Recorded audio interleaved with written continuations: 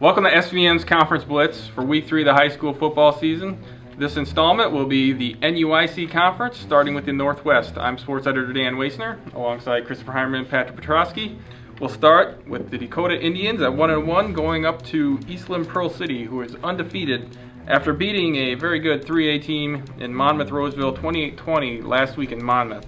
Dakota is coming off a 27-0 loss to Power Lena Winslow last week. Dakota hasn't been quite the same Power that they were since winning the 2011 1A state title. They depend on Drew Zellmuller for most of their yards, but he couldn't get going against Lee Wynn.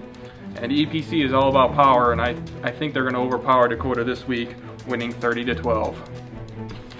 Next up, we've got West Carroll traveling to Forreston. West Carroll coming in at 0-2, but feeling much better about themselves are the Thunder after hanging with East Dubuque and losing 22-14 in Week 2. A vast improvement over Week 1, in which they lost 65-6 to that Eastland Pearl City team Dan was just talking about.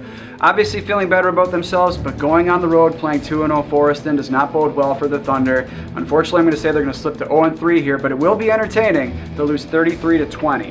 Kicking off the Upstate, we have Galena at Milledgeville. Milledgeville dropped one at home into Orangeville last week, 60-34.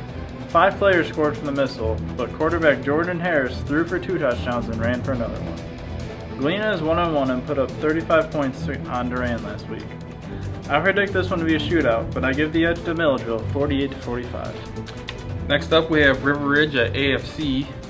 The AFC is coming off a tough 62-6 loss to Polo, while River Ridge is coming off a win 27-13 over Warren. River Ridge burned Warren with the pass.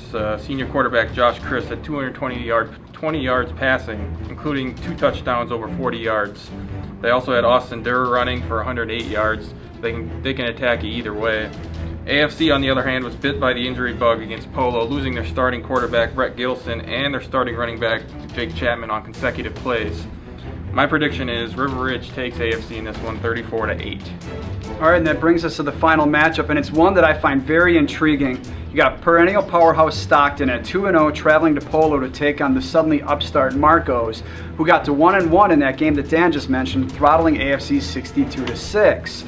I think that Polo probably took advantage of the fact that those key players go for AFC early on. They really caught some early wind in their sails and really cruised to a victory there.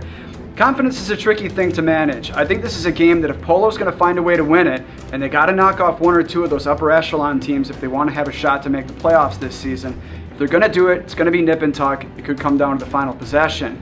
On the other way, if Stockton's going to win it, I think they win going away. Unfortunately for the Marcos, that's what I think is going to happen.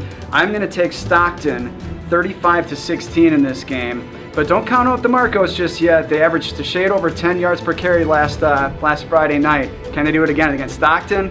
That's where I think they're going to run into issues.